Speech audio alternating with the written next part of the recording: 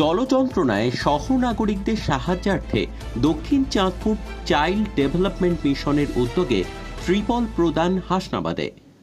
ভরা শ্রাবণে জল থই থই শহর থেকে গ্রাম। আষাঢ় মাসের মধ্যভাগ থেকে পরপর নিম্নচাপের প্রভাবে বৃষ্টি চলছেই গাঙ্গেয় পশ্চিমবঙ্গে। মাঝে সাময়িক বিরতির পর শ্রাবণের শুরু থেকেই ফের নিম্নচাপের ভ্রুকুটি বঙ্গের আকাশে। স্থানভেদে সপ্তাহভর বৃষ্টিপাতের পর রবিবাসরীয় সকালে ফের জেলায় জেলায় হালকা থেকে মাঝারি বৃষ্টিপাতের সতর্কতা।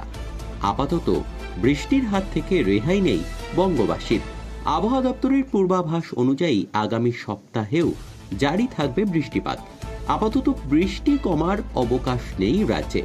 আর এই অবিশ্রান্ত বৃষ্টিতে নাজেহাল দশা দক্ষিণবঙ্গের বিভিন্ন জায়গায়।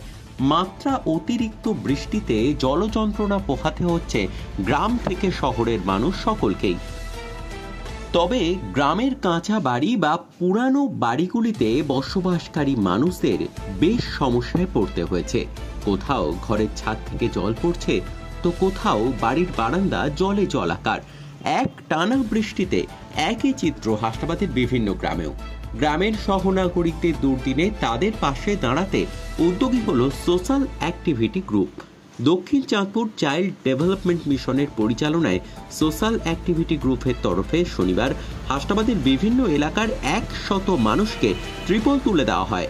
হাসনাবাদ কুমারপুকুর কালীমন্দির সংলগ্ন স্থানে এই উদ্যোগে সামিল ছিলেন সংস্থার সদস্যা সহ শুভানুধ্যায়ীরা। দক্ষিণ চাঁদপুর চাইল্ড ডেভেলপমেন্ট মিশনের সহযোগিতায় আমরা একটা নতুন এখানে সোশ্যাল অ্যাক্টিভিটিস গ্রুপ ওপেন করেছি হাসনাবাদ ব্লকে। সোশ্যাল অ্যাক্টিভিটিস গ্রুপের পরিচালনায় আজকে আমরা প্রতি বছরের ন্যায় এবছরও আমরা যে বিপর্যয়কালীন, বিশেষ করে আমরা বর্ষাকালটাকে বিপর্যয়কালীন মনে করি, বিশেষ করে আমরা সুন্দরবন এলাকার মানুষ।